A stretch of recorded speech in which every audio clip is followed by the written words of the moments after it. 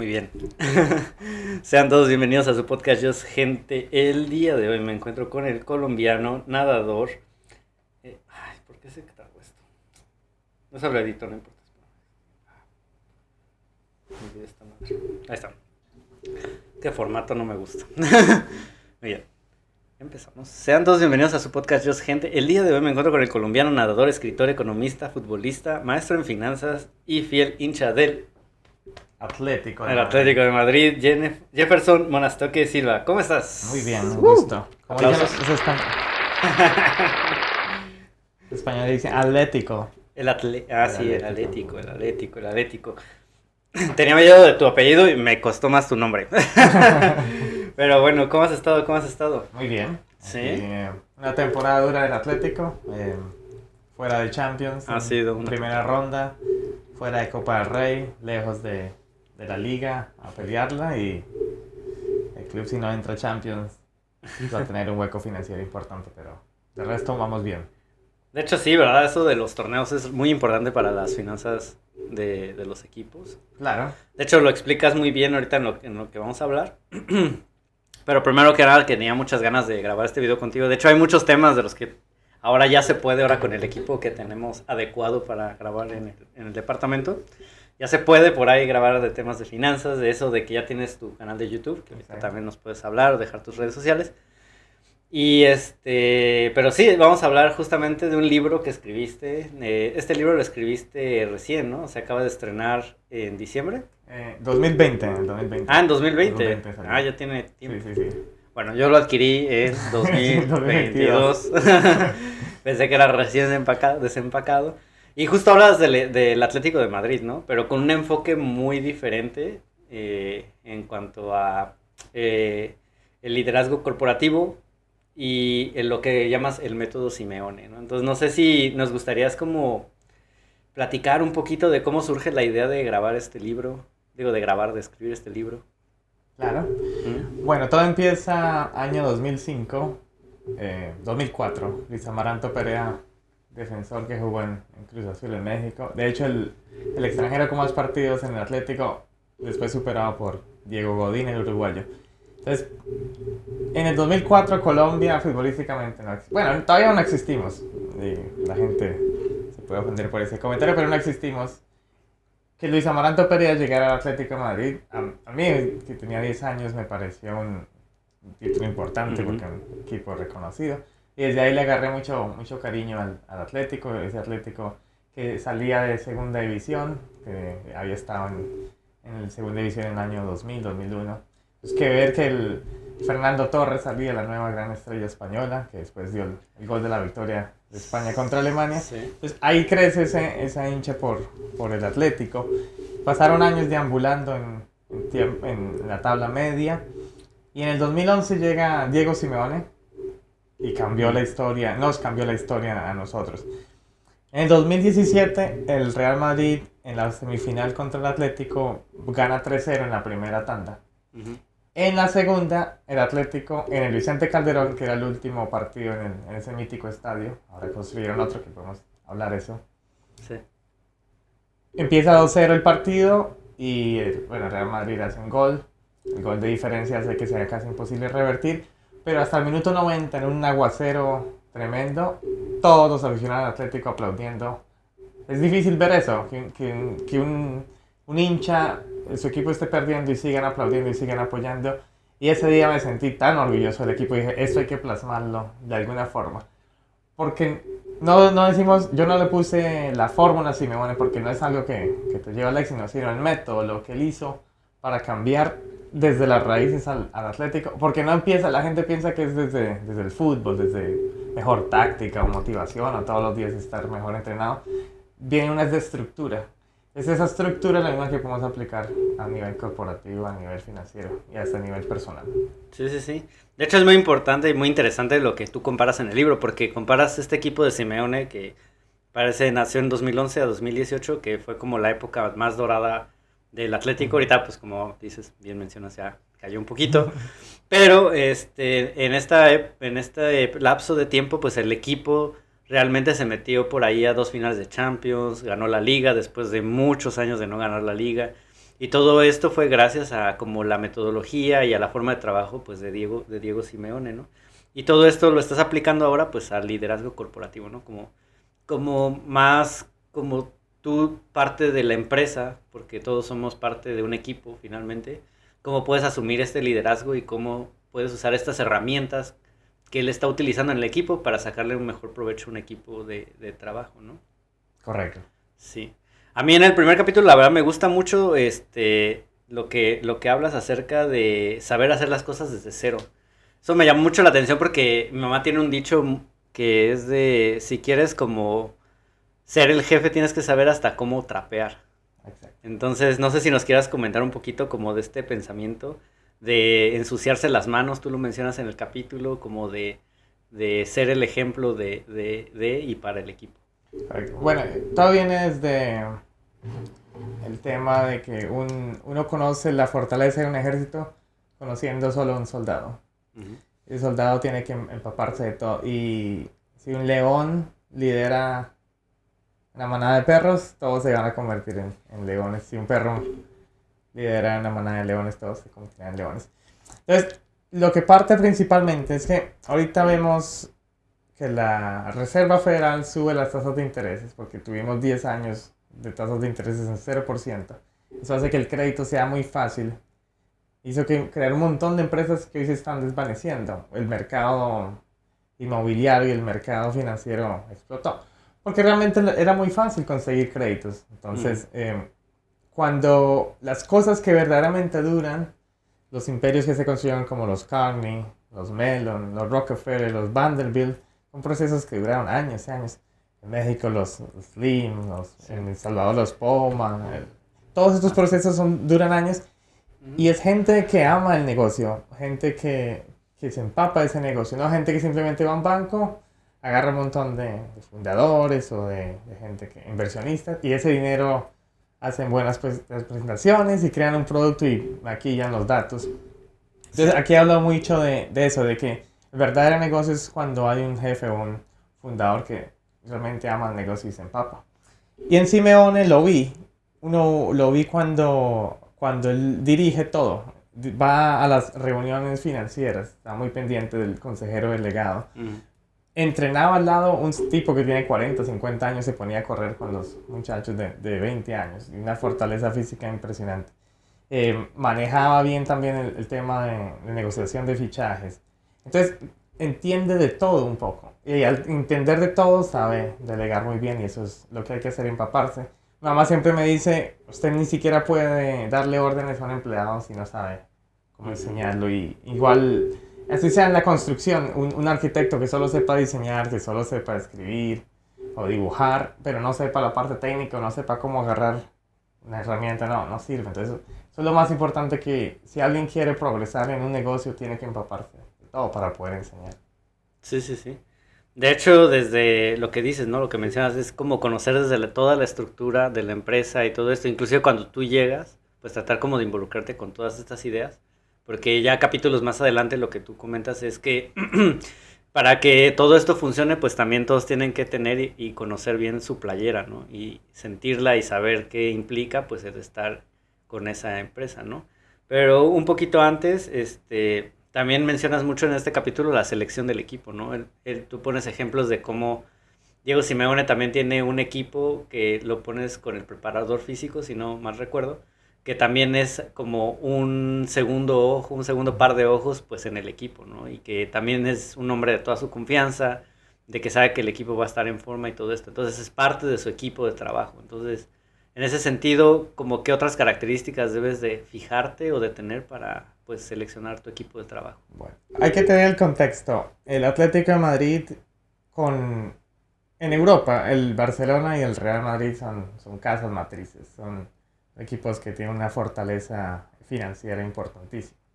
La diferencia de presupuesto entre el Atlético y el Real Madrid y el Barcelona son alrededor de 300 millones de euros. Permite contratar a los mejores jugadores. Entonces, ¿qué hizo Simeone? Dice, no les puedo ganar el dinero. Y lo mismo lo dice, los buenos no siempre ganan los que luchan. ¿Cómo equilibrar esos 350 millones? Debe haber otra forma. La gente lo tilda de defensivo, lo tilda de de antifútbol.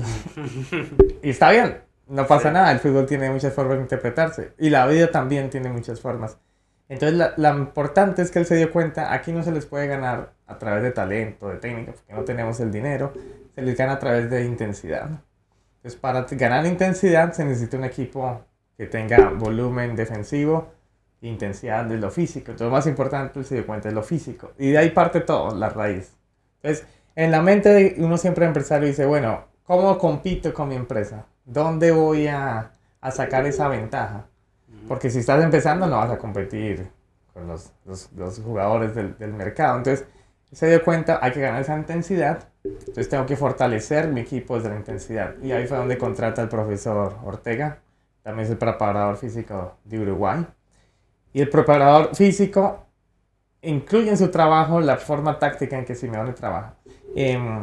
Para los que no sepan, el Atlético tiene una pretemporada en el Cerro San Rafael.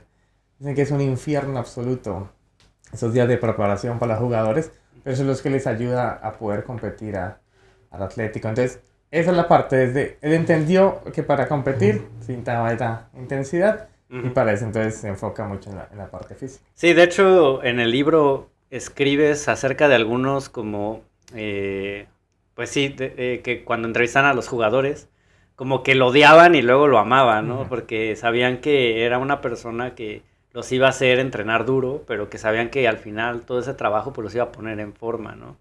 De hecho, creo que por ahí no recuerdo el jugador, pero hubo uno que llegaba así en una forma física medio mala y que le preguntaron así de, bueno, ¿qué vas a hacer? Y decía, no, pues él me va a poner en forma física, voy a estar bien en 2-3 semanas, ya estoy a tope, ¿no? Correcto. Y ahí viene la selección del equipo. Ahorita Joao Félix se va al Chelsea porque es un prototipo distinto al que quizá el equipo necesita. Es un jugador sumamente talentoso, pero no marca.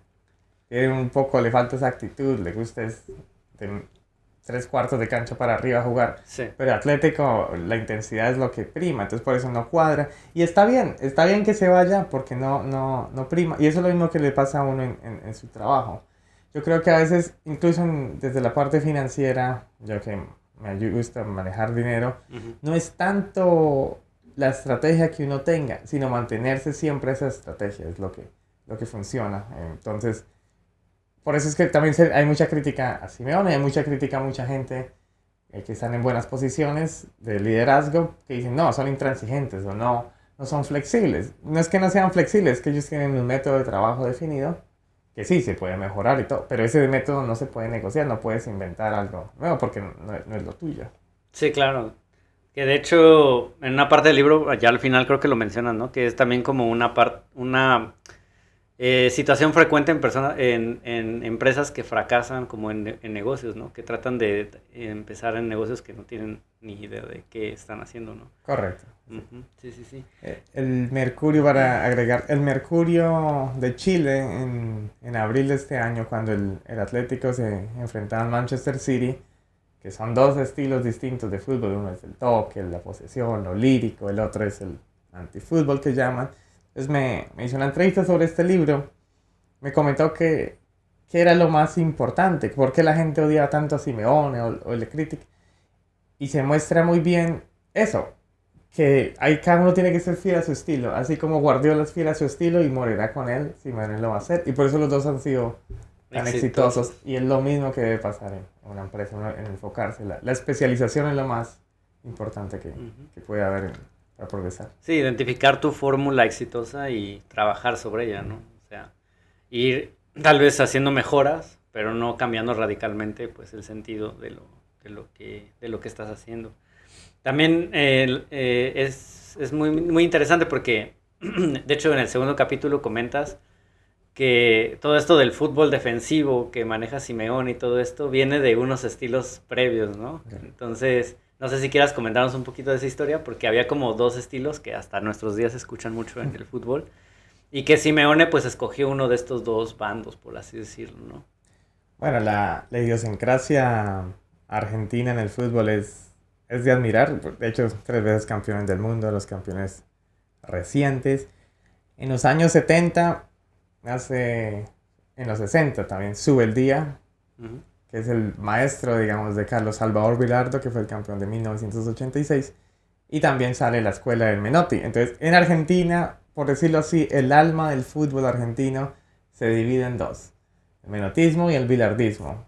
Y son formas distintas. Uno nace del Menotti, un tipo de pelo largo, alto, esbelto, de carácter liberal en una época donde había una dictadura de Jorge Videla en la Argentina. Era un tipo bohemio, tipo lírico, que le encantaba hablar.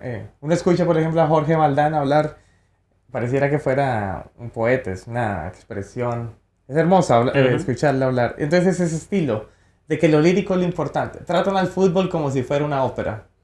Okay. Y está el otro que es Bilardo, que tratan el fútbol como lo que a mí me parece que no es una ópera, es simplemente una forma de entender la vida, de disfrutar la vida. Es un espectáculo que nos debe hacer feliz. ¿Y cómo se hace feliz? A través de la victoria. Entonces ahí vienen esas dos corrientes. Y se han seguido peleando por el alma del fútbol argentino, el menotismo y el bilardismo, de estética, en cuestión de trabajo. El de Bilardo hay que líricamente masacrar al rival. Uh-huh. Todo es válido porque hay que ganar. Si hay que matar a 10 tipos para conseguir más rating, se matan a 10 tipos. Entonces, así, son dos formas distintas y yo creo que por eso Simeone toma uno que se identifique con él y con él logra crear lo que es sabido hacer. Sí.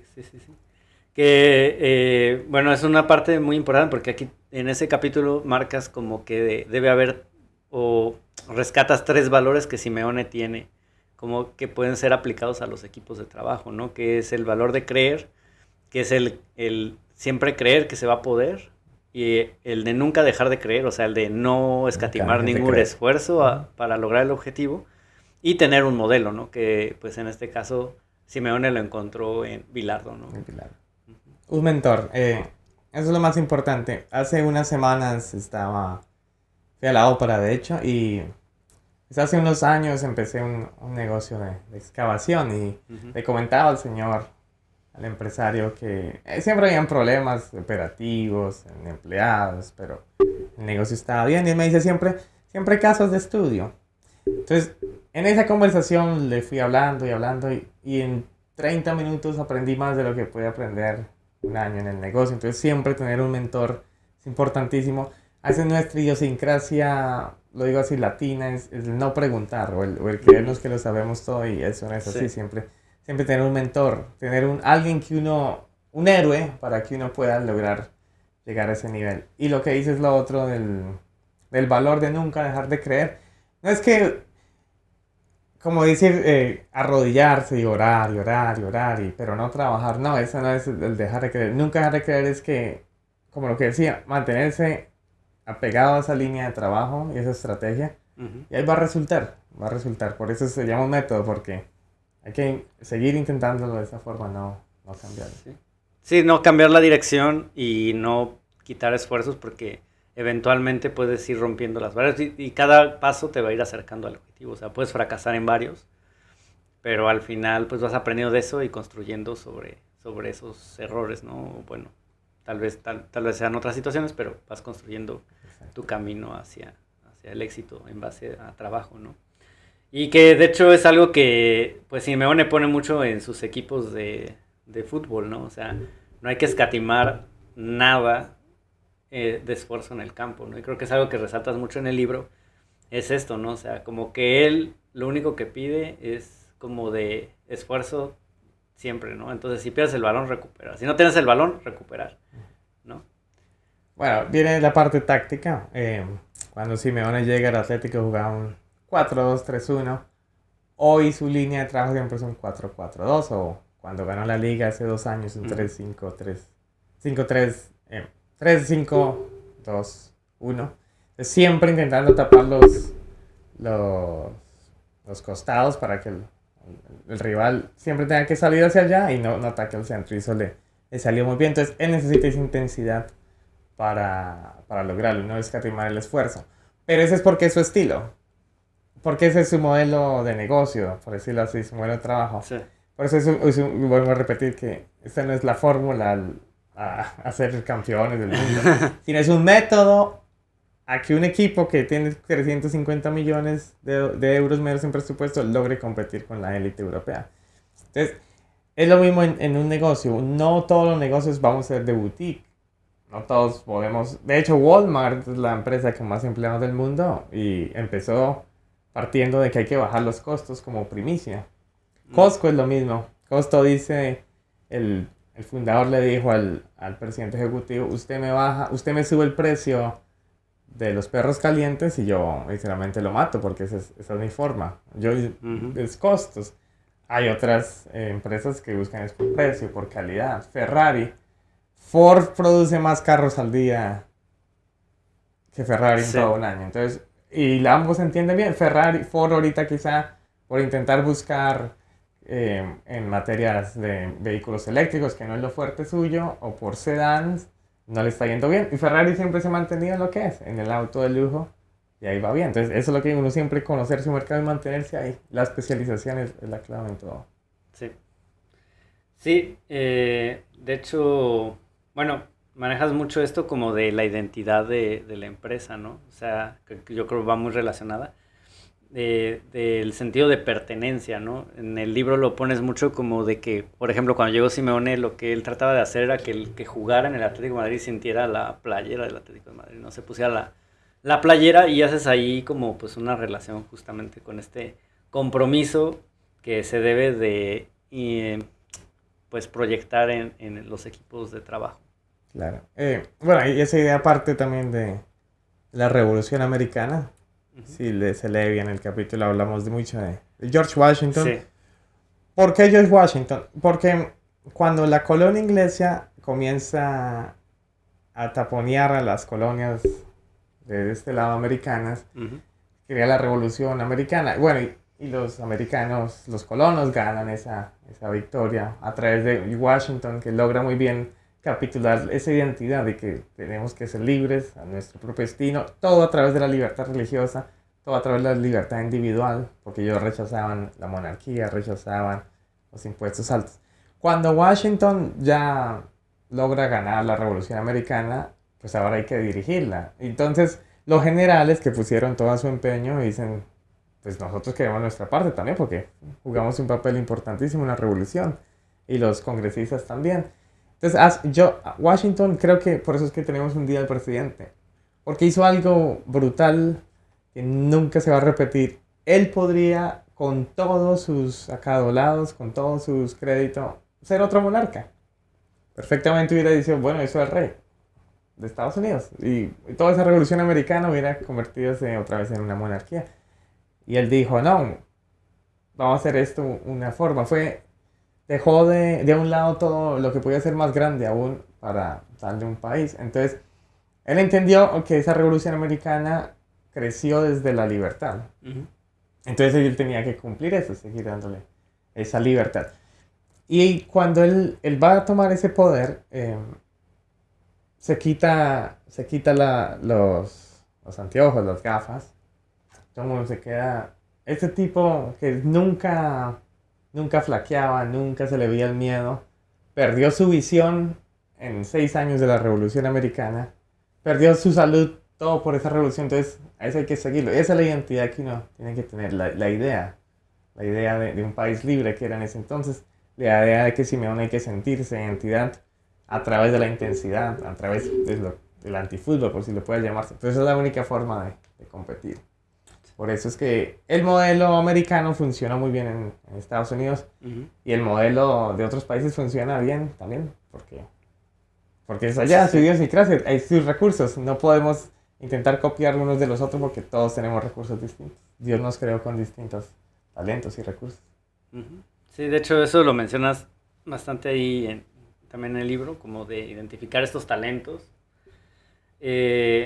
A mí me gusta mucho porque en la parte de sentido de pertenencia mencionas mucho que, por ejemplo, la comunicación con tu equipo no debe ser como tan superficial, ¿no? De hecho, mencionas ahí preguntas de comunicación tipo 5, que ahorita no sé si nos gusta explicar un poco eso, porque a mí en lo personal cuando leí esa parte del libro no me quedó como... Bueno, o sea, viene el concepto de qué son, pero no sé dónde vienen, el origen. Y estas preguntas son como más enfocadas hacia los gustos personales como de los integrantes de tu equipo, ¿no? Entonces, no sé si nos gusta un poco como platicar de esa parte, como de ir construyendo esta relación de líder con tu equipo, pues. Claro. El nivel de comunicación 5 viene realmente de la Biblia. Ah, O ok. sea, mis padres hicieron un curso de matrimonios. Me lo dieron. Y el nivel de comunicación 5 es cuando uno llega a un punto en que puede decirlo cómo se siente y expresarse cómo se siente. Ese nivel Ujú. de comodidad. Em, nivel de comunicación 5. El nivel de comunicación 1 es el hola, ¿cómo estás? Bien, ¿cómo te ha ido el fin de Casual. semana? Y así el nivel de comunicación 2 es cuando alguien ya comienza a preguntar cosas más en detalle. Mm. Nivel de comunicación 3 es cuando ya esa persona se siente tan agradable que comienza a contar de detalles. Y así sigue. El nivel de comunicación 5 es como el que tenemos los que creemos con Dios. Sabemos que Él conoce todo de nosotros y Él sabe lo bueno y lo malo que hicimos. Y aún así sabemos que Él siempre nos ama por lo que somos, no por lo que hacemos. Ujú. Aunque obviamente por ese amor mismo que nos tiene, pues vamos a cambiar nuestra forma de actuar. Ese es el nivel que Simeone siempre llega. Uno ya antes de los partidos le decía a Diego Godín, vas a entrar en la historia de Atlético, esa motivación, o hacía esos asados. Les hablaba de una forma en que los hacía sentir como soldados que iban a una guerra y los jugadores se sentían muy cómodos. Yo sé que a nivel corporativo la gente cambia de trabajos y busca siempre por el dinero, porque todos necesitamos del dinero, llevar pan a la mesa, pero al final del día nos gusta estar en un lugar donde podamos ser nosotros mismos, hablar, comunicarnos. Ujú. Y ese es el nivel que siempre tenemos que hablar con nuestras parejas, con nuestros amigos y en nuestro lugar de trabajo. Ser simplemente escuchar y llegar a ese nivel de que la otra persona se sienta escuchada y muy entendida. Ese es el Ujú. nivel 5. Ok. Sí, de hecho, es muy interesante porque esta parte a mí se me hace muy importante a nivel de empresas. Porque, y lo mencionas más adelante en el libro, esta falta de comunicación corporativa, tanto de la empresa, de los líderes de la empresa, como hasta en los mismos departamentos, pues puede llevar al fracaso, pues todo lo que representa o lo que trata de lograr esa empresa, ¿no? Como ente, ¿no? De hecho, en ese capítulo, y aquí tenía el dato porque se me hizo muy interesante, mencionas que una de las causas de fracaso de la empresa justamente es la comunicación. Aquí en los datos que tenías era el 29% de las empresas quiebran por el equipo, ¿no? Por cómo se lleva esta relación en el equipo, ¿no? También me gustaría que nos explicas un poquito cómo esta parte mencionas un poco como la parte de preguntarse uno qué puede dejar como líder al equipo. Entonces, no sé si quieras adentrar un poquito más en ese tema. Sí, claro. Por ejemplo, uno ve Elon Musk, ahorita que compró Twitter, y echó el 60% de la gente y regeneró toda la estructura de Twitter, pero él mismo está ahí a las 12 de la noche trabajando con los ingenieros y poniendo de su parte. Eso se llama la comunicación de verdad, no esa parte burocrática corporativa que hace tanto daño que es. Allá está la parte administrativa y corporativa, aquí estamos nosotros los trabajadores. Ujú. Por eso es que se crea realmente toda esta lucha de clases, del comunismo, el socialismo, porque siempre hay una división en eso, que se hace ver desde las empresas, de la idiosincrasia tenemos ya un cargo gerencial, allá es al resto. Sí. Y la otra parte, se me olvidó la segunda. La parte de cómo puedes tú como preguntarte qué Sí, puedes sí. aportar como líder. Bueno, Marcos Aurelius, el gran emperador romano, al final de sus días, después de tener 25 años de reinado, un día se pone a escribir y dice, ¿cuál es mi legado? Porque sí, conquisté soy el César de más o menos un cuarto de la población mundial. Un cuarto de la población mundial nace, muere y come bajo mi mandato. Pero ¿cómo me recordarán la historia? Me recordarán como un tirano, me recordarán como alguien que trajo solo la espada o el cuchillo, como un gran filósofo. Entonces cuando uno se hace esa forma de pensar de qué es mi legado realmente, ahí es donde cambia la mentalidad. Siempre uno dice que que este mundo que tenemos que dejarle un mundo mejor a nuestros hijos, yo creo que hay que dejarle mejores hijos al mundo. Esta forma de activismo que ahorita muchas corrientes tienen del activismo político y yo para mí no comparto eso porque el verdadero activismo es dejar un legado bien. Uno no puede conquistar al mundo entero si no conquista primero el patio de su casa. Entonces, si uno tiene buenos hijos, un buen núcleo familiar, ahí va creciendo, porque ya entonces da buen testimonio y el testimonio ya los ven tus vecinos, lo ven tus amigos y así va creciendo. Hay muchos, por ejemplo, en la parte misionera que dicen, voy a ir allá qué sé yo, a Europa del Este o África y voy a predicar y voy a arreglar allá. Pero ni siquiera pueden arreglar el patio de su casa, entonces ahí es donde viene la diferencia, donde nos creemos más de lo que somos, y eso es lo que hace Simeone y todos los líderes deberíamos hacer. ¿Qué legado le quiero dejar a mis subalternos, a mi equipo, a mi siempre pensar en ese legado, porque solo es una vida. Sí, porque te cambia mucho el enfoque, ¿no? En vez de tratar de estar pensando, como dices, en una división de yo estoy en un nivel y el resto del equipo está en otro nivel, pues también te va haciendo pensar como la repercusión de los actos que vas y de las acciones que vas tomando, cómo van repercutiendo eso. Y la imagen, al final tal vez en un sentido como de, bueno, ¿qué van a pensar de mí? Pero sí, al final, o sea, si no tienes claro este aterrizaje, poner estos pies en la tierra, pues obviamente vas a tal vez perder mucha visión de lo que está pasando pues alrededor tuyo, ¿no? A mí me gustó mucho una frase que pusiste en ese capítulo que es de no buscar a ser amigos, pero buscar ser amigo. Exacto. Y eso creo que es muy importante. Si quieres explicar la frase, porque a mí sí me gustó. Bueno, no hay que explicar tanto ahí. Siempre buscar ser amigo. No, cuando uno está en soledad o cuando uno está en una empresa, siempre busca. Yo creo que la gente ve siempre la otra como una inversión. Dice, ¿qué le puedo sacar de aquí? En vez de simplemente abrir. Por eso es el nivel de comunicación 5. Abrir, decir, ¿qué te puedo ayudar? O simplemente decir, vamos a tomar algo, así. Sí. Ahí es donde empieza todo porque ahí es donde se hace la relación. A la gente que tiene mucho dinero, si uno va con ellos a una cita, no les gusta que les hablen de dinero. Una mujer que es muy bonita, no le gusta que solo le digan que es bonita, le gusta que haya más. Sí.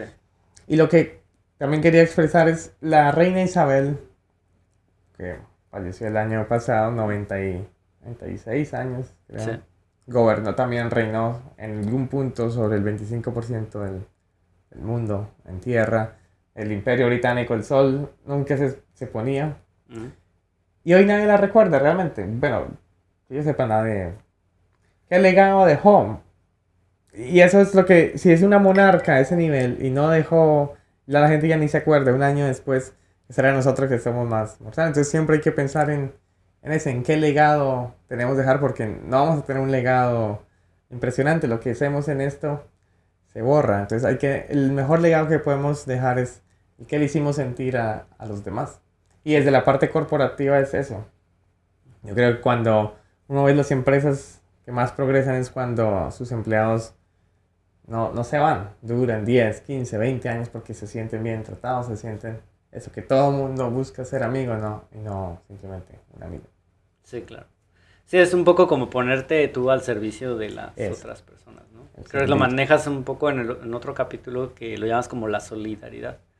Por ahí sacas como los comparativos del buen samaritano y toda esta cuestión, ¿no? Entonces, un poquillo enfocado ahí. A mí me gusta mucho porque justo un consejo que recibí de mi papá fue que siempre o muchas veces en tu ambiente laboral vas a encontrar con personas con las que tal vez no congenias tanto. Claro, y eso es normal.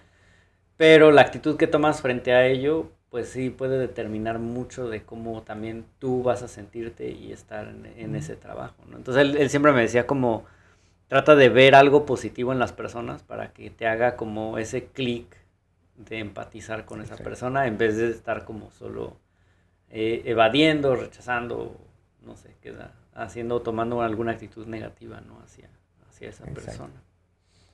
Y en el buen samaritano es una historia muy, muy bonita en el Evangelio. Cuando atracan a este sujeto, Sí. y queda tendido prácticamente en la orilla del camino, pasan dos personas, un leví y un sacerdote. Y que ellos supuestamente son los parámetros de moral. Y pasan directo y no responden. Luego pasa otro señor que no, que seguramente iba tarde a su trabajo o tenía una reunión para hacer comercio. Y esa es la solidaridad verdadera, no el ayudar, el doné, mírenme, sino el ser amigo, porque lo agarró, lo llevó, pagó su curación y el mismo día siguiente dijo voy a volver a ver cómo está. Esa es la verdadera solidaridad. Eso es lo que habla Simeón, el ir más allá. Por eso es que es tan importante a nivel psicológico, porque uno no puede, al menos en el fútbol de Simeone, no correr 90 minutos detrás de la pelota defendiendo, se cansa. Pero si tiene tan indoctrinado ese nivel de solidaridad, pues ahí va a marcar, va a ayudar. Por eso vuelvo a repetirlo de Joao Félix, Luciano Vieto, Raúl Jiménez. Los que no marcan no pueden jugar ahí porque ese no es el estilo, no tienen esa solidaridad. Y eso no es culpa del jugador, simplemente Es el sistema. es el sistema y no sirve. Sí, sí, sí. Sí, es lo que mencionas al principio, o sea, sabes a qué juegas y cómo juegas, pues tienes que buscar justo los elementos del equipo que te vayan a aportar en ese sentido, no alguien que vaya como a romper tal vez como es el sistema, ¿no? Exacto. O lo puede entorpecer el sistema, ¿no? Y no por falta de talento o por falta de disposición, sino simplemente por el estilo, ¿no? En el caso del fútbol, pues por el estilo de juego, ¿no? Algo también muy importante que me gustó muchísimo del libro fue esta parte que mencionas de la documentación detallada. Y esto yo lo vi y lo sentí muy personal cuando lo leí porque es verdad que los procedimientos en muchas empresas y en muchos lugares no están bien detallados, ¿no? Entonces no tienen como este mínimo detalle en el que te explican el porqué de las cosas, cómo hacerlo y cómo ir, o sea, tareas claras, ¿no? De hecho, en ese capítulo mencionas que una de las causas de rotación de personal es justamente que no hay instrucciones claras y no hay un procedimiento claro, ¿no? Claro, por ejemplo, IKEA, que es de negocios más impresionantes que he visto, es porque es muy fácil para el usuario y para el empleado. El empleado simplemente maneja un prototipo, ya saben dónde tiene que ir en la bodega, entonces ni siquiera él mismo tiene que ir, el cliente va y dice, número vaya. Y cuando traes el mueble o la silla a tu casa, todo viene detallado, entonces lo puede hacer cualquiera, hasta sin herramientas a veces se puede hacer. Entonces, pues un modelo de negocio tan importante. Lo mismo que en McDonald's, cuando se creó McDonald's, ¿por qué fue tan exitoso? Porque era un menú sencillo, era un menú de 5, 6 cosas, 6 combinaciones, hacía que todo funcionara más rápido. La forma en que la cocina estaba creada era bien detallada. Aquí viene la carne, aquí viene el pan, y así rota. Entonces por eso bajan los tiempos en rotación, en todo. Y es lo mismo que pasa en cualquier empresa. Sobre todo en empresas de tecnología y manufactura, que requieren de muchas operaciones y de todo codificado. Y que si algo no funciona, un código o un piñón en una máquina, todo se acaba. Entonces la documentación es lo más importante. Y algo que no se enfocan mucho las empresas en la documentación.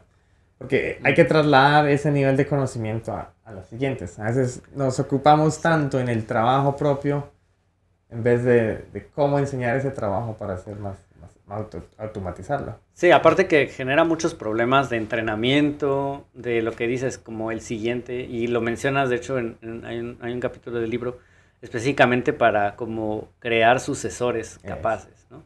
Pero a nivel, por ejemplo, de esto del entrenamiento de las empresas de un procedimiento, pero yo lo vivo, por ejemplo, a diario en las líneas de producción.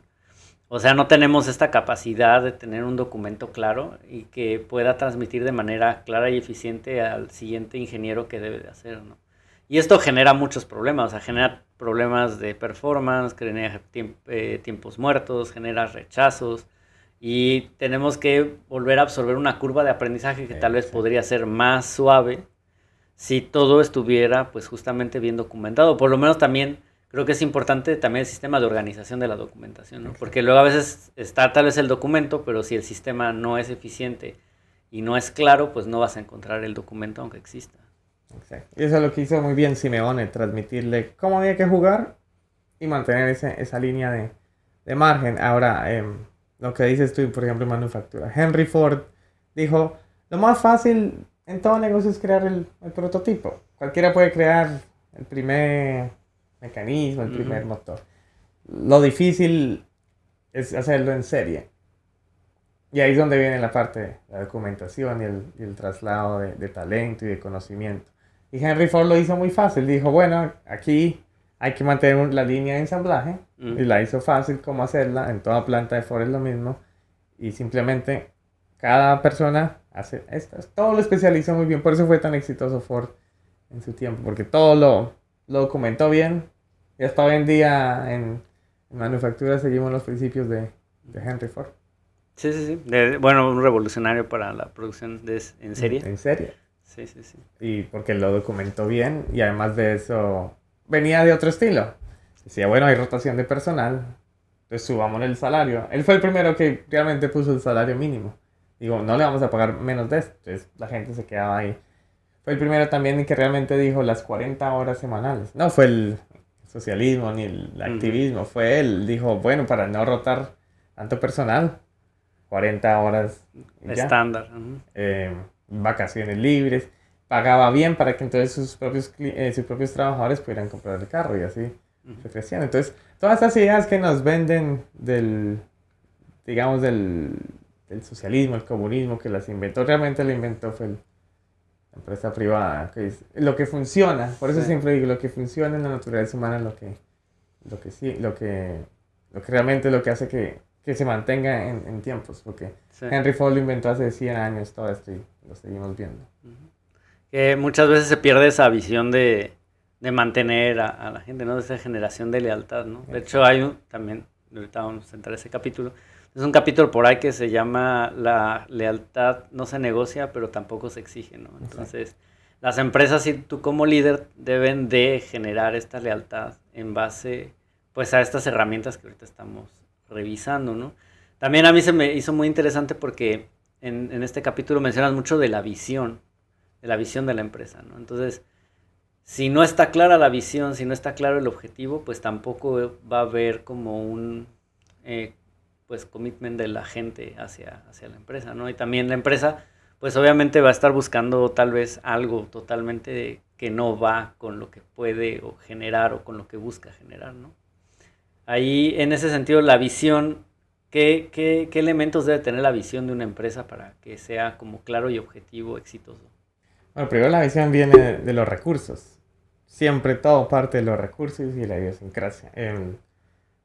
Por ejemplo, el fútbol brasileño es un fútbol, los brasileños idiosincráticamente son alegres, son caribeños, les gusta. Entonces, ¿cómo juega el fútbol? Un fútbol, el yoga bonito, el tocar, el venir. El fútbol argentino tiene otra idiosincrasia distinta. Por eso nunca vas a poder poner un técnico argentino en Brasil y viceversa, no funciona. Entonces, primero la visión siempre es los recursos, que es lo que tengo. Aunque no es un limitante, pero sí tengo que saber en dónde estoy parado, porque no puedo tener el complejo de un perrito pequeño que se va a mandar contra el grande porque lo mata. Entonces, los recursos es lo primero.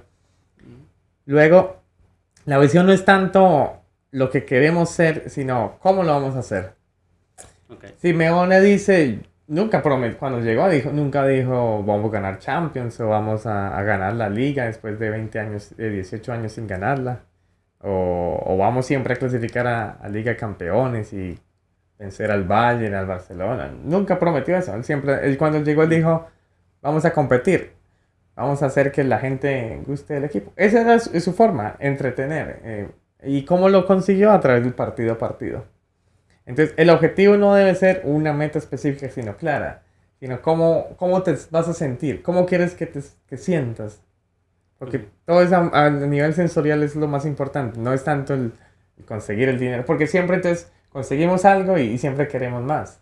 Y más bien cómo queremos sentir. Para él es importante. Queremos competirle al rival. Para eso formuló algo que creo que nos falta a muchos en todos. Me incluyo a mí en la consecución de los objetivos. Es el partido a partido. Y del partido a partido viene el minuto a minuto y la acción a la acción. Sí. nosotros siempre queremos un gran objetivo, una gran visión, pero nunca lo desglosamos. Vamos al punto anterior, no hay esa documentación de cómo conseguirlo. Por ejemplo, si yo quiero sacar mi título de medicina, pues tengo que pasar, no sé, 25 o 30 materias. Ese es el primer paso. ¿Cómo paso esas 25 o 30 materias? Pues tengo que pasar los exámenes. ¿Cómo paso los exámenes? Tengo que pasar los capítulos. Entonces todo hay que desglosarlo, porque esos pasitos pequeños hacen que nos sintamos más cerca del objetivo. Pero es que si decimos, uy, hay que sacar el título de medicina, es demasiado grande el objetivo para nuestro. Entonces la visión viene desde la documentación, desde saber los recursos y desde el desglosar todo minuciosamente en todos los objetivos que uno hace en la vida. Si uno quiere conseguir digamos, una esposa, una chica, tiene que desglosar todo el objetivo. Primero tengo que sacarla a salir. Entonces, para invitarla a salir, ¿qué tengo que hacer? Tengo que estar bien arreglado, tengo que estar leyendo por tener temas de conversación. O sea, hay un montón de factores que tenemos que entender. Entonces, toda empresa debería tener su desglosarlo. Por eso es tan importante el desglosar. Sí, de hecho, esa parte me parece muy importante porque el desglose de actividades inclusive pones que debe tener un tiempo de entrega, pero de objetivos como pequeños, ¿no? Ujú. Entonces, para no perder. También eso creo que influye mucho en la mentalidad del empleado, ¿no? Porque también si ve un objetivo muy grande y muy lejos de su área de trabajo o de su alcance como trabajo, pues también lo va desmotivando porque no ve como el resultado de su trabajo reflejado en un como producto final, ¿no? Se puede decir. Exacto. Ahorita Rodrigo de Paul fue campeón del mundo con Argentina. Cuando volvió del campeonato del mundo y el Atlético lo homenajeó, le dieron una tremenda silbada porque él no está aplicando ese principio. Él tenía la cabeza en el mundial. Uh-huh. Y el objetivo del Atlético es el partido a partido. Pero él no tenía el partido a partido, él simplemente estaba pensando en otro lado. Y eso es lo que pasa con muchos empleados. No viven ese partido a partido, desglose a desglose, minuto a minuto. Es lo que hay que inculcarle en la gente, en los niños, en todo desde el principio, desde pasos pequeños. Por eso es que se crean las grandes burbujas también financieras, porque todo el mundo quiere hacerse rico rápido. Lo más rápido que te ofrezcan. Y así no es paso a paso. Roma se construyó en años. Y Hiroshima se destruyó en minutos. Sí. Hablando de Roma, me gusta mucho y ahorita abordamos un poquito más de los capítulos, que no solo hablas mucho de fútbol en este libro, hablas mucho de Roma y bueno, de hecho sería bueno porque justo creo que en esta parte o en la siguiente parte que mencionas del libro hablas de las legiones y de cómo crear a esto, lo que habíamos mencionado antes, ¿no? Un sustituto que pueda ser tan bueno o mejor que tú para tomar tu puesto después. Entonces, y tú pones ahí todo un capítulo acerca de cómo era la organización militar en Roma. Y bueno, no quiero entrar más detalles, mejor explícanos cómo es esto. Sí, muchos negocios de familia terminan a la tercera generación. Porque nunca se creó ese sustituto. Primero porque el fundador o el jefe fue exitoso, pero nunca transmitió eso. Uh-huh. Eso es una. Y la otra es, tampoco dio confianza. He visto muchos clientes, en la parte financiera, que no dan esa confianza a sus hijos. Entonces, cuando esa persona falta, el resto pues no sabe qué hacer porque no hay confianza. O se lo gasta todo o no sabe administrar porque nunca le dieron la confianza. Entonces, en esto de las legiones romanas viene esa estructura también. Otra vez volvemos a la documentación. Empezaba una legión. Las legiones eran en cuerpos grandes. Luego venía las escuadras más pequeñas. No me recuerdo bien, pero vamos a buscarlo. Está en el capítulo segundo. No, es el séptimo. Hablas mucho ahí del crear el sistema de legiones, ¿no? Que es justamente esto que yo creo va un poco y mucho de la mano con el desglose de actividades, ¿no? El plan de desarrollo. Uh-huh. Te lo encontré. Sí. Ya el libro más que... Ya el libro lo escribiste hace 2 años ya. Pero no, está bien detallado. Volvemos a las legiones. Y es los planes de desarrollo que todo mundo debe tener. A veces, eso también los que pasan a nivel corporativo, no hay un plan de desarrollo. Eso, aquí estamos muy bien. Sí, la estructura de la legión. Entonces empieza siempre, por ejemplo, Simeone designó lo que decíamos al profesor Ortega en su parte para lo físico, porque sabía que a través de la intensidad se conseguía. Y luego eligió 3 capitanes que él confiaba totalmente. Y porque él siempre pensó, estos 3 capitanes, que es Jorge Resurrección Coque, el jugador que más partidos tiene en Atlético, él un día va a ser el técnico de Atlético de Madrid, va a ser muy similar a Simeone, para que ese legado continúe. Entonces, también mencionabas que esa selección de capitanes también se hace de 3 maneras diferentes, ¿no? O sea, era uno como el que tenía la voz del vestidor, había otro que era pues elegido por el técnico y había otro que era como el veterano, me parece. Correcto. Siempre los líderes se eligen en tu grupo por experiencia, por feeling con el jefe y por el que eligen los demás. Hay un mecanismo muy interesante que uno puede hacer. Si uno tiene un equipo de trabajo y lo reúne y le dice a un grupo, usted va a dar las instrucciones, puede ser, no sé, saltar algo, pasar un obstáculo, arreglar, qué sé yo, un problema. Le dicen, digamos que hay 10 personas, le dice, uno, usted va a ser el que da las instrucciones. Luego está el otro equipo y le dice, bueno, eso es lo que tienen que hacer y no pone líderes. Mayoritariamente, el grupo que no le dieron la dirección, o sea, el que lo dieron libre albedrío en materia de líder, o sea, el que no le asignaron un líder, siempre florece uno. Sí, sí.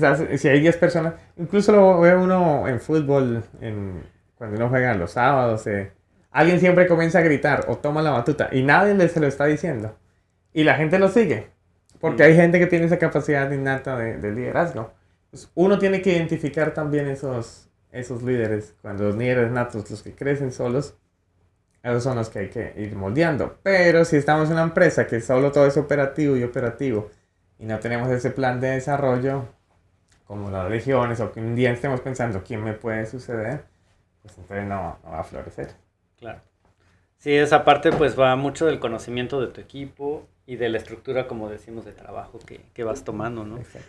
Y es muy importante porque muchas veces yo creo que, sobre todo en la industria, en la parte, por ejemplo, en la operativa, que es donde yo podría dar más experiencia, pues más que nada se evita justamente el tener un sustituto, ¿sabes? O sea, la mentalidad normalmente es como de, no, yo me tengo que hacer indispensable para conservar este trabajo, ¿no? Entonces no creas esta sustitución y al final a veces también es contraproducente, ¿no? Porque te vuelves tan dependiente o se vuelven tan dependientes de tu trabajo que pues tampoco es que te vayan a mover de ahí, ¿no? Porque saben que si te mueven pues no va a haber quien llegue atrás de ti. Pero tampoco creces. De hecho hay una historia curiosa en las Afore, que son los fondos de pensiones en México. En mi empresa BlackRock nosotros les ayudamos con la parte analítica. Pero ellos nos tenían que mandar cierta información. Y había solo una persona encargada de mandar la información. Nadie más sabía. En un fondo de pensión, ¿cuántos millones de cotizantes mexicanos? Una vez esa persona faltó por motivos personales y se paró la producción no solo del fondo de pensión, pero de los ahorros de todos los cotizantes. No se puede depender de una sola persona. Entonces eso es lo que tienen que hacer las empresas. Nadie puede ser indispensable. Pero hay que tener ese sentido de pertenencia sin ser indispensable. Sí, claro. Y también es cuestionable por parte de la empresa si estás teniendo estas actitudes de volverte indispensable para la empresa. Pues también es algo que tal vez está fallando ahí de la empresa con ese empleado, ¿no? Porque por algo tiene miedo de transmitir su conocimiento, ¿no? Y eso no solo pasa en la empresa, también pasa a nivel familiar. Hay papás que no sueltan, como decía, lo de la confianza, de dejar un legado. No sueltan porque no confían en que sus hijos puedan seguir ese legado. Y sí, entendemos que hay hijos que son aprovechados y quieren siempre sacar, pero también uno tiene que dar esa confianza para que el día de mañana, cuando se acaben las fuerzas y la inteligencia, pues alguien que nos sustituya. Sí.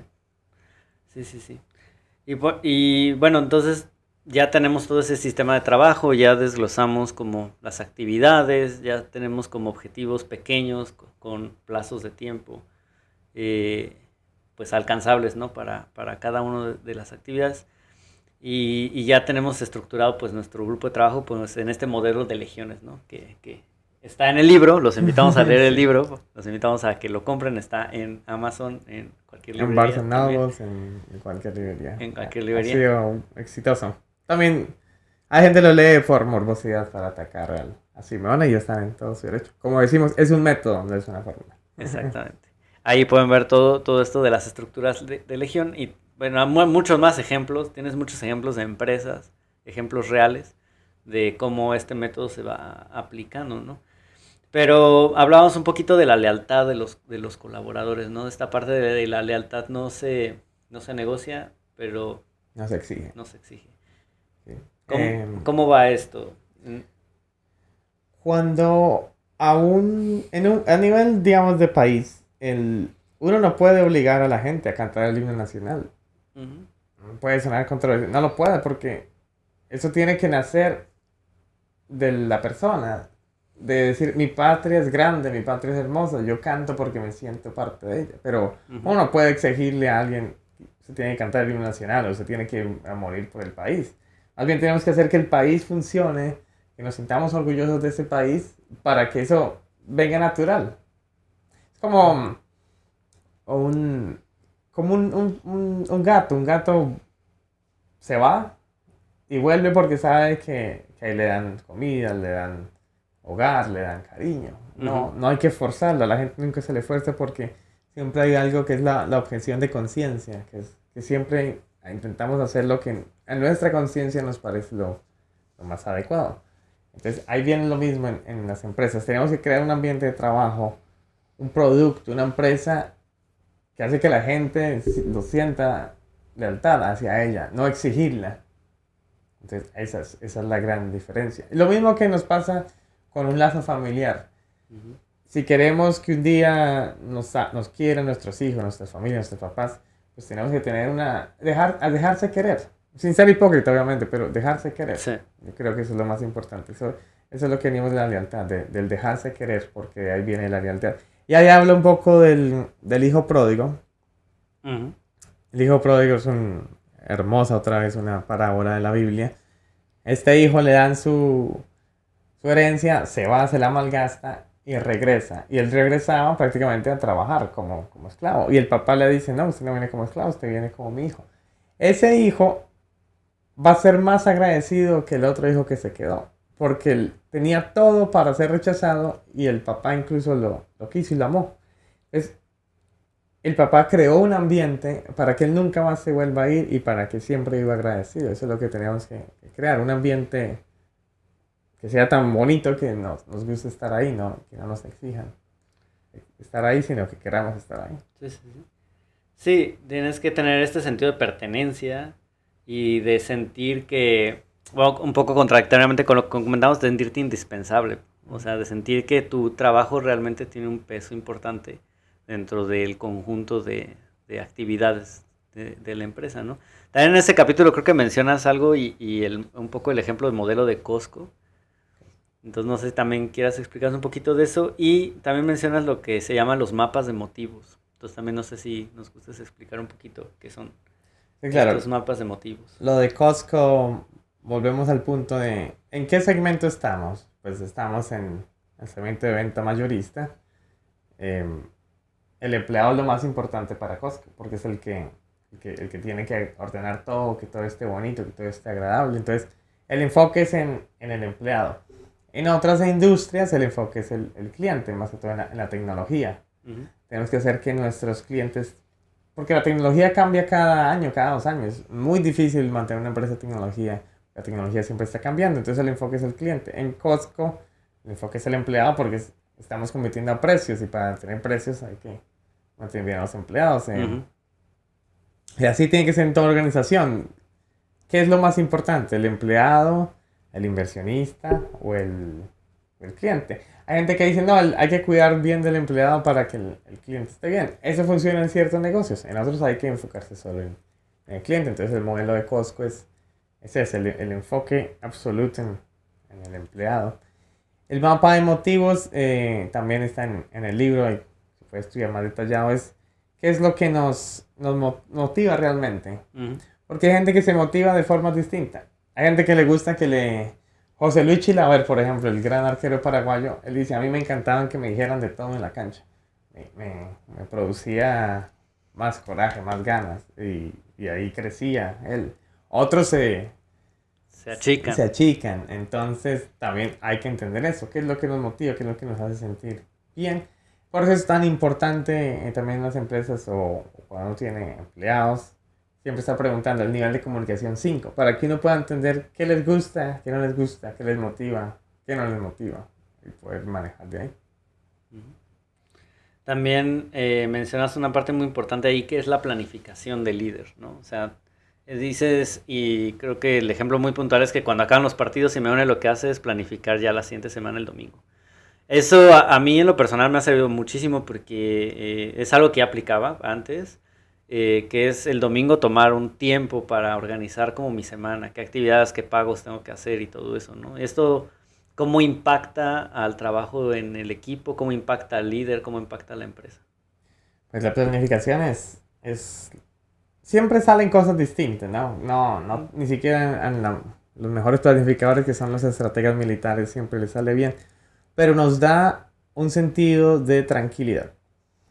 Ahorita que llegó la pandemia y mucha gente tuvo que trabajar desde casa, es complicado, porque la gente se levantaba y se iba directo al computador, y ni se cepillaban los dientes, ni se bañaban, entonces se creaba como un ambiente de que no hay orden, no hay estructura. Yo creo que cuando los militares dicen lo primero que hay que hacer es tender la cama, no lo dicen es porque sea hábito, porque nos hace mejores personas, sino porque crea que ya el cuarto nuestro espacio ya está ordenado. Cuando está ordenado, la cabeza también está ordenada. Y ahí viene la planificación. Sentarse, si sea un domingo o antes del año, a tomar lo que queremos, las metas personales. No cuesta nada. Sí.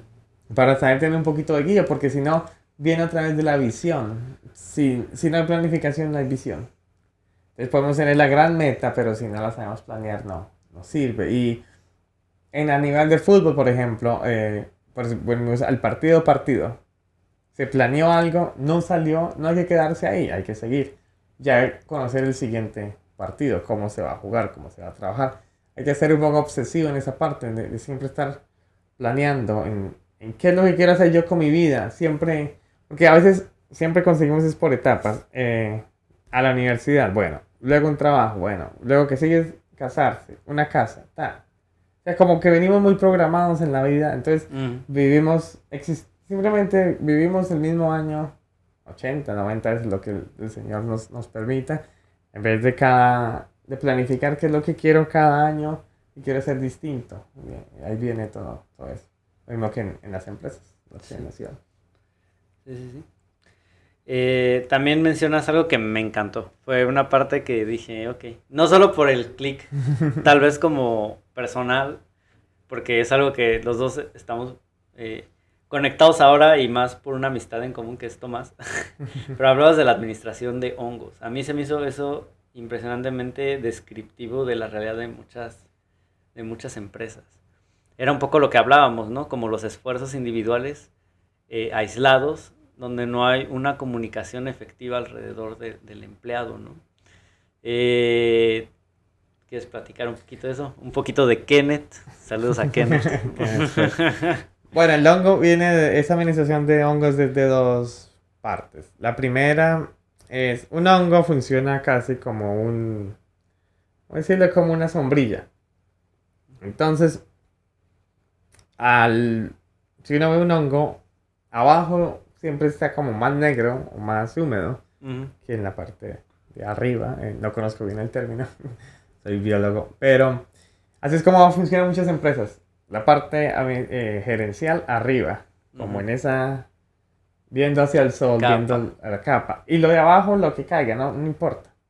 Pero realmente lo de abajo es donde funciona, porque toda la estructura tiene que servir. Esa es la administración de los hongos, de que nos enfocamos tanto en lo gerencial, o que siempre hay esa división, gerencial, en la parte operativa. Esas son dos cosas. Entonces la gente no se siente dentro de la misma visión, no se comunica. Todos nos tenemos que sentir igual. Igualdad para los iguales, eso sí, ¿no? Que obviamente todos tenemos distintos niveles de jerarquía, pero que no haya esa como división tan matriz. Y los hongos por lo general crecen, son casi, digamos, como parásitos, porque viven de otros cuerpos y ahí crecen, de árboles muertos y algo así. Entonces, eso es lo que se refiere también a la administración de hongos, de no crecer sobre proyectos que no funcionan, que ya están muertos. Por eso que decía, la gente cuando consigue un trabajo nuevo solo se va por el dinero, pero no va a florecer porque su base en sus amistades, en su vida, es algo que cambia, que está muerto. Uh-huh. Y los hongos también por lo general, bueno, no todas las especies, pero crecen solos. Entonces en Colombia dicen solo como un honguito. Sí. Porque crecen solitos allá, entonces eso no funciona para tu vida ni tu carrera, estás siempre aislado. Incluso como, oye, soy el presidente ejecutivo, me aíslo, pero eso no funciona. Sí. Volvemos a lo de intentar ser amigo y no buscar amigos. Sí, y que viene de una deficiente comunicación tanto de la empresa como de los líderes, ¿no? De grupo. Creo que lo hablábamos un poquito antes en el podcast. Pues, y justo este es el capítulo donde mencionamos la parte de la solidaridad. Por ahí hay otro ejemplo de Alexander Hamilton, no sé si también, para complementar el del Samaritano y Simeone, si quieres comentar este ejemplo que pusiste por ahí. Claro, bueno, Alexander Hamilton, que fundó realmente la banca en Estados Unidos, y su historia también es notable porque se dio cuenta de que los ingleses los estaban acribillando económicamente de tres formas muy sencillas. Entonces dijo, hay que hacer la economía concreta. Nosotros a los ingleses les mandamos plantas de té y ellos no lo manufacturan y nos lo mandan ya como un producto definido. Les mandamos algodón y nos mandan ropa. Les mandamos hierro y nos traen navíos. Entonces hay que cambiar esa mentalidad. Entonces lo que hizo fue proteger su industria. Otra vez volvemos a lo mismo, el entender qué recursos tengo. O sea, ellos tenían los recursos, la materia prima, pero no tenían la manufactura. Ajá. Entonces él dice, bueno, para crear manufactura necesitamos crear un sistema económico fuerte. ¿Y cómo se hizo? Es a través de la solidaridad como colonia. Entonces ahí fue donde empezaron a crear, él creó realmente los sistemas de los bonos estatales. Entonces, para crear un nuevo ferrocarril, una nueva empresa, una nueva planta eléctrica, que en esa época hasta ahora, no creo que haya empezado, pero hasta ahora ya venía un poco la energía. Dice pues que cada estadounidense pueda ser partícipe de ese proyecto a través de bonos del Estado. Entonces realmente creó el sistema financiero, que todos seamos solidarios, que realmente es lo que debería ser, que cada persona diga, bueno, yo colaboro, pero lo que pasa es que ahorita los gobiernos nos cobran 30, 40% en los impuestos, nos lo quitan. Por eso no tenemos empatía con los gobernantes en nuestro país, porque todo nos lo fuerzan, nos lo quitan. En vez de esa época, la solidaridad verdadera era cuando decía, bueno, yo quiero ser parte de ese proyecto, entonces dono. Los grandes hospitales, las grandes fundaciones, las grandes empresas que ayudan al hambre y a todo esto, se hace a través de capital privado. Porque la gente quiere ser solidaria con los demás. Porque si tú ves, el gobierno a todos los empleados nos cobra impuestos por la venta, por el consumo, por trabajar, por vivir, de todo. ¿Y por qué entonces teniendo todo ese dinero no florecen los programas sociales? Es porque lo damos sin querer, realmente. Nos lo quitan. Sí. En vez de ser esa la solidaridad, que eso es lo que hizo Alexander Hamilton. Creó un sistema bancario donde cada persona pudiera aportar, ser dueño del proyecto. Ese proyecto pagaba un interés a través del bono y ahí se creó lo que es hoy Estados Unidos. Creó la manufactura. Entonces ya a Inglaterra le dijo, yo no te voy a vender el algodón porque yo ya tengo mi planta de manufactura. Y ahí se creó el gran imperio industrial que es Estados Unidos. Así fue como floreció. Sí. También en ese sentido, ya en estos capítulos finales mencionas que, bueno, aterrizando estas dos ideas de de Alexander Hamilton, de lo que manejas con Henry Ford también. En este capítulo mencionas mucho del cholismo como modelo de finanzas. ¿Cómo es esto de que el cholismo puede ser un modelo financiero? Volvemos otra vez a la identidad. Para competir con otros equipos que tienen 350 millones de euros más, hay que competir de otra forma, a través de la intensidad. Entonces, el cholismo realmente es la forma en que vamos a competir, a que nuestros recursos los podamos utilizar mejor para poder lograr. Entonces, el cholismo viene, bueno, necesitamos mejor intensidad, necesitamos un gran preparador físico, invertámosle a eso, porque eso va a ser nuestra parte. Pero el cholismo también lo comparamos a lo que fue José con el faraón. En Génesis encontramos la historia. Para dar un poco de contexto, Abraham, que era el fundador de Israel, de los semitas, tuvo un hijo que se llama Isaac, tuvo un hijo que se llamaba Jacob, y luego tuvo un hijo que se llamaba José. Los hermanos de José lo venden al faraón, a Egipto, y él pasa de ser un esclavo prácticamente al segundo al mando del faraón. ¿Y qué hizo José? Porque José dijo, bueno, ¿cuál es la forma de Egipto de progresar? Era a través del trigo, a través del canal del Nilo. Él sabía que sus recursos, todo dependía del río del Nilo. Entonces, en sus sueños, Dios le dice, bueno, el Nilo va a tener 7 años de vacas flacas. Entonces, ahorremos esos 7 años para que en los siguientes 7 años nuestra economía funcione. Entonces, ese es el cholismo, el entender qué recursos tenemos, como hizo José. Dependemos del trigo y el río Nilo en Egipto. Entonces hay que cuidar esos dos importantes y planificar basados en eso. Ese es realmente el cholismo, el tener la identidad, saber nuestros recursos y cómo maximizar esos recursos a través de la planificación y el sentido de pertenencia. Sí. Sí, porque su forma de trabajo pues impactó, o sea, yo creo que era algo que no se esperaba, no sé, lo mencionas un poco ahí en el libro de rebote, que la forma de trabajo de Simeone al final repercute en la economía del club, ¿no? Entonces, por ahí recuerdo que mencionas que el club antes de Simeone se dedicaba a comprar. Correcto. Y a comprar caro aparte. Y pues no funcionaba esto, ¿no? Por la parte de la identidad que bien mencionas, pues esos jugadores llegaban y pues cobraban y listo. O se iban rápido los que se volvían buenos. Ahí viene, bueno, para un poquito de datos, en el 2011 le entraban 99 millones al Atlético al año. En 2018 ya llegaban 300. Hoy está más o menos en 400 millones de presupuesto. En 10 años subió 4 veces, es impresionante. Asistencia 33%, 33.000 personas por partido, hoy más o menos son 55.000. Los derechos de televisión subieron un 15%. El Wanda, la empresa china, le pagó 100 millones por 10 años al Atlético para tener el nombre de su estadio. Eso es un montón de dinero. Porque vienen entrenadores como Marcelo Bielsa o qué sé yo, Guardiola, que necesitan o son flores de un día. Pochettino en el Tottenham llegó a una final de Champions y desapareció el Tottenham. Y uno dice, ¿pero por qué entonces? Porque no hay una estructura económica detrás.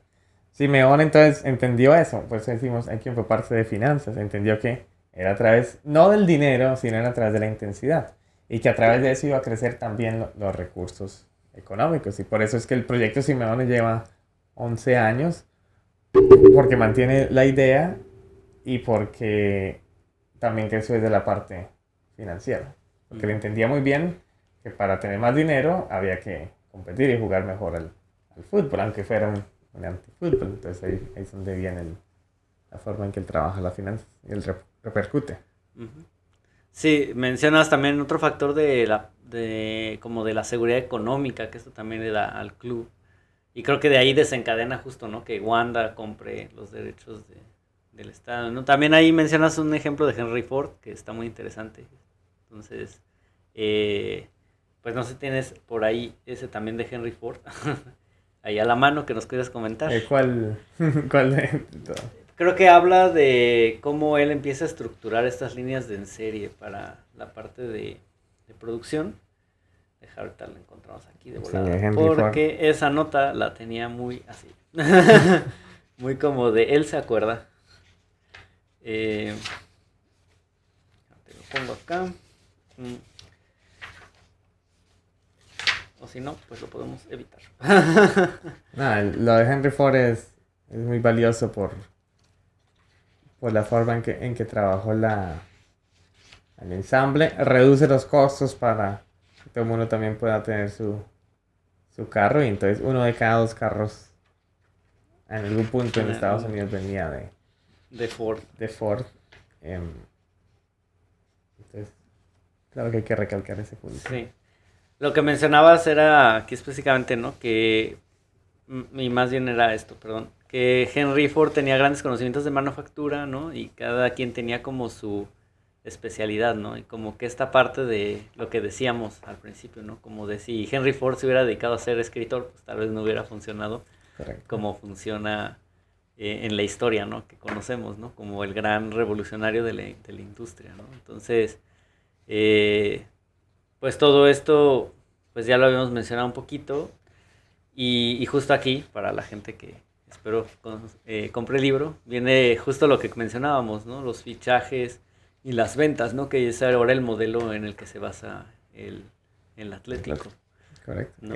Entonces ya hay una estructura económica, ya se pueden mejorar los contratos, ya entonces los sponsors quieren venir más, ya se pagó la deuda en Hacienda. También muy factores en una estructura económica.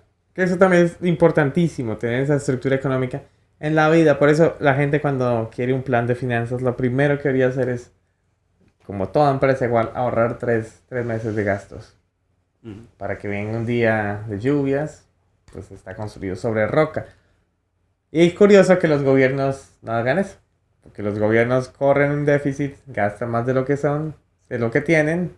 Por eso suben los impuestos, por eso las economías. Y el ciudadano común no le va bien porque no ahorra. Simplemente desfase. Sí, es cierto esto, ¿no? De que los gobiernos viven en crédito. Viven en crédito. Okay. Imprimen el dinero. O lo que estamos viendo, el dilema de la inflación.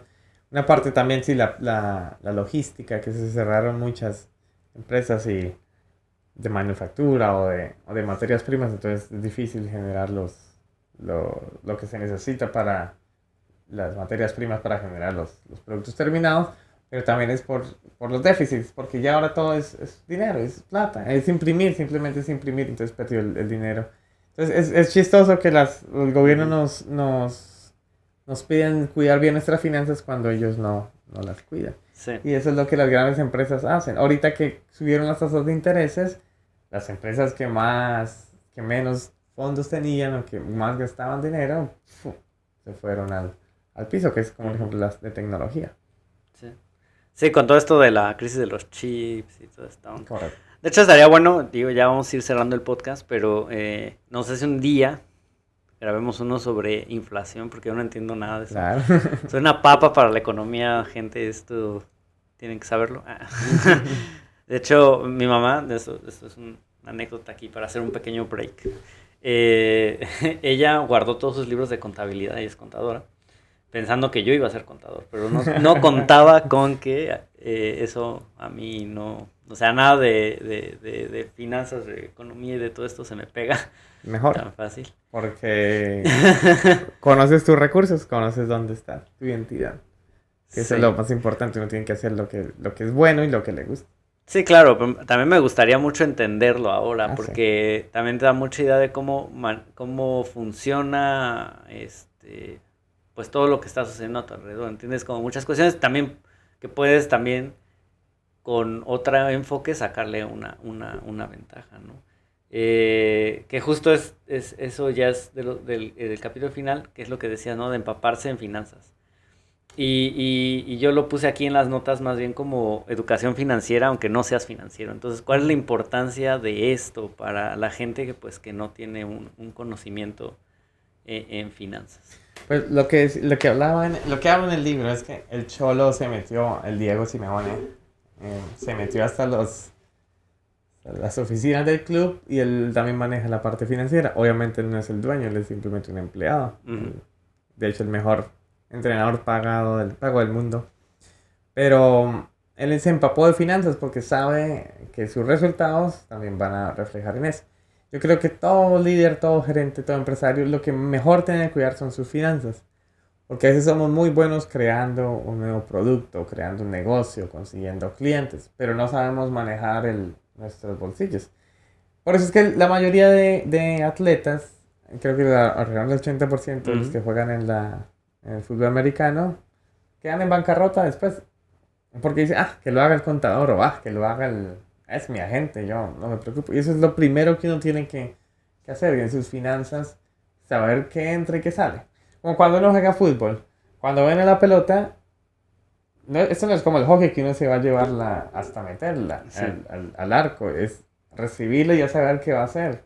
Lo mismo cuando me entra un peso, un colón, un dólar, yo tengo que saber a dónde va, si va a ahorro, a invertir, cuánto debo, cuánto es. Mucha gente ni siquiera sabe cuánto debe o cuánto, por eso, o cuánto tiene realmente. Entonces, no. Eso es lo primero que uno tiene que hacer siempre. Sin ser financiero, las finanzas personales es lo vital. Para eso hay muchos libros muy sencillos, muchas prácticas en línea, pero no nos da pereza esa planificación financiera. Entonces. Sí, es parte de una educación en la cual pues también te das cuenta, porque sí, como, bueno, ya poniéndolo en ejemplos más, pues fuera de estas grandes, de esos grandes entes corporativos o de equipos de fútbol, tú como persona luego muchas veces te endeudas sin saber si vas a poder pagar esa deuda, ¿no? Entonces el banco no te lo va a decir, no. El banco te va a dar el préstamo porque finalmente ellos viven de justo los intereses y del crédito que están dando, ¿no? Entonces lo que menos les va a importar es prestarte el dinero si al final tienen la seguridad de quitarte lo que compraste, ¿no? Okay. Entonces, más bien ahí es responsabilidad de cada quien, como empezar a observar, a conocer, pues si puedes o no puedes hacer ciertos movimientos, ¿no? Y también tus ahorros, cómo los llevas, dónde va tu dinero, todas estas cosas. Okay. De hecho, el siguiente libro que escribí se llama Mera Libertad y habla de todo ese tema financiero. Es un parte bíblico, es bíblico lo que se enseña, entonces también lo podríamos hablar en otro podcast. Pero habla de todo esto, de la parte financiera, de cómo invertir, de cómo hacer un presupuesto. Todo es de la parte bíblica, porque hay una visión del mundo. Lo que dice es el mundo nos quiere vivir, tengamos más y más y más y más. La parte bíblica tiene otra forma de ver. No es que ser rico sea malo o ser pobre vayas al cielo, eso jamás se dice, pero es una forma de que nuestro corazón tiene que estar hacia la solidaridad del otro, que lo que yo recibo es para bendecir al otro, y para eso necesito tener un control y una planificación financiera. Entonces podemos también un día hablar de ese libro. De suena que va a tener que leer otro libro. Sí. Pero ese es más fácil. Veremos. Este estaba fácil porque era de fútbol y me gusta el fútbol. El fútbol. Yo creo que el fútbol es, como decía Jorge Valdano, es lo más importante de lo menos importante. Sí. Te enseña mucho en la vida. Yo creo que cuando escribí lo de Simeone, lo hice por mí, porque lo que me ha transmitido en estos 10 años, pues uno no puede decir que un equipo de fútbol no lo conoce a uno, le pueda generar tanto, pero a mí me ha transmitido muchos ejemplos de vida, de con lo poquito que tenía Atlético logró llegar a esa élite y es una motivación muy importante para mí. Entonces ese es un reflejo, no tanto por las alegrías del fútbol, si ganó o perdió, sino lo veo como un ejemplo hacia mí. Creo que muchos de los atléticos y de la gente también deben aprender de eso. Y hay muchas historias también, Leicester City cuando ganó la liga. Y muchos equipos también que no eran nadie y ahorita están en el top. Sí. No, y es interesante porque justo tomaste este modelo del fútbol aplicado a liderazgo, pero es que son estos pequeños microcosmos en los que puedes hacer o estudiar perfectamente cómo van a funcionar las sociedades, ¿no? Okay. Es como las escuelas, ¿no? Las escuelas, si tú vas a un patio recreo, puedes hacer un escaneo de cómo funciona una sociedad, ¿no? Claro, Y no es como esos equipos como el Chelsea, el Manchester City, el Paris Saint-Germain, que se fundaron a punta de talonario. Sí. Este Atlético de Madrid no es porque yo sea hincha, pero se creó sin nada de recursos, solito. Entonces es un tema que hay que aprender. Ese Atlético, como mismo el Villarreal, que el año pasado, hace 2 años ganó la Europa League. Un un equipo de una ciudad de 50.000 personas y le ganó al Manchester United. Entonces son esos modelos que a mí me encanta ver y que tiene que uno estudiarlos porque algo tienen que estar haciendo. Sí. Y ya bueno, para cerrar el podcast, cierras también tu libro con esta parte de la disciplina, ¿no? De buscar hábitos, de buscar como, pues sí, disciplinarte, buscar un orden, ¿no? No sé, por ahí mencionas buenos hábitos que se pueden implementar y que van a tener un buen impacto en este liderazgo. Siempre el modelo del carro son 4 llantas. Una llanta es la parte espiritual. Creo que uno siempre tiene que estar conectado con su creador. Eso es lo más importante para tener esa paz que sobrepasa todo entendimiento. Es lo que llamamos, y cuando nos está yendo mal, sabemos que alguien arriba nos está guiando y nos va a cuidar. Esa paz, eso es lo que hace que nos sintamos confiados. Sabemos que siempre vamos a tener dificultades, pero siempre vamos a tener donde reposar. Esa es una parte. La otra es la parte física. Hay que cuidar bien el cuerpo. El ejercicio es importantísimo, como el alimentarse bien, el hacer ejercicio. Entonces, si uno, digamos, en la parte espiritual tiene el hábito de orar y de leer la Biblia, ya cubre esa base. Si hace ejercicio y come bien, ya tiene esa otra base. Si duerme temprano. Esos son hábitos pequeñitos, sencillos. Y el hábito del otro es del corazón. Ese es el hábito del corazón, es la parte emocional o social. Y lo que decíamos, el buscar ser amigo y no buscar amigos. Tiene esas partes, la empatía. Y la otra es la parte mental, el estar leyendo, el aprender ajedrez. Son temas sencillitos. Yo creo que uno, si hace ejercicio, lee y ora, y lee la Biblia y es empático, va a ser mejor que el 10%. Va a ser en el top 10% de la gente. Son hábitos muy sencillos. No hay que ser la rutina militar, que 4 de la mañana aquí. No son hábitos muy sencillos que le ayuden a... Que te van cambiando, ¿no? También te van generando pues esa disciplina que al final tiene que ser el reflejo que tú pones pues en estos equipos, ¿no? Y en este liderazgo, ¿no? Para aterrizarlo al tema del libro, ¿no? Claro, y lo que hace el Simeone, lo que hizo Jorge Luis Pinto en Costa Rica en el 2014, llevó a Costa Rica a cuartos de final a través de la disciplina. Porque hay que tener nuestra idiosincrasia latina, que es un poquito indisciplinada, entonces si nos cambian eso. Sí, nos cambian eso, pues es un gran avance. Sí. Como no son los alemanes, o como son los chinos, que hay que admirarles eso. Sí. Pues muy bien, pues yo creo que ya cerramos con esto el podcast, porque también ya se acabó el libro. Ya se los contamos aquí a grandes rasgos, los invitamos a que lo lean. Por ahí dices que está en Amazon, está... En Barnes & Noble, en librería, Ay, googleenlo. En Google Docs, en Apple... En Google Books, perdón, en Apple Books, en todos lados está. Perfectísimo. Ahí ahorita vamos a dejar el nombre del libro en la descripción con el nombre de Jefferson para que lo busquen. Simeone. El método Simeone. Y pues nada, muchas gracias. Fue un horario muy atípico para la gente que está viendo esto. Estamos grabando casi a la 1 de la mañana. Entonces ya estamos un poco cansados. Pero pues era justo y necesario que ya grabáramos este episodio con Jefferson. Sí, antes de que la era Simeone se acabe, que no se ha acabado todavía, y creo que todavía falta mucho. Simeone por hacer en Atlético y así como nosotros también en nuestras vidas. Sí. Pues muchas gracias, hermano. No, a ti, gracias. Muchas gracias. Los invitamos a que nos sigan en nuestras redes sociales. ¿Tienes otra red social o algunos otros libros que quieras anunciar aquí? Sí, Tienes 4 libros, entonces puedes hacer tu anuncio aquí. El método Simeone y Mera Libertad. Y mis redes sociales son Mere Finance. Mere Finance es de finanzas. Hablamos de temas financieros, totalmente técnicos, no hay nada de política, no nos gusta meternos en la esto, política. pero hablamos de temas financieros y muy interesantes. Y los desmenuzamos para el conocimiento de la gente de qué es una curva de rendimiento y cómo los mercados se mueven, cómo podemos invertir, por qué la energía está tan cara y cosas así. Entonces, Santiago, Sí. Entonces eso está en YouTube. YouTube y en Twitter, Okay. Near Finance. Perfecto, pues ahí los invitamos a que sigan a Jefferson en sus redes sociales. También síganos a nosotros como Just Gente en YouTube, en Spotify. Sigan todos nuestros contenidos y pues nos vemos en la siguiente. Adiós. Estuvo muy bien, se me quitó el...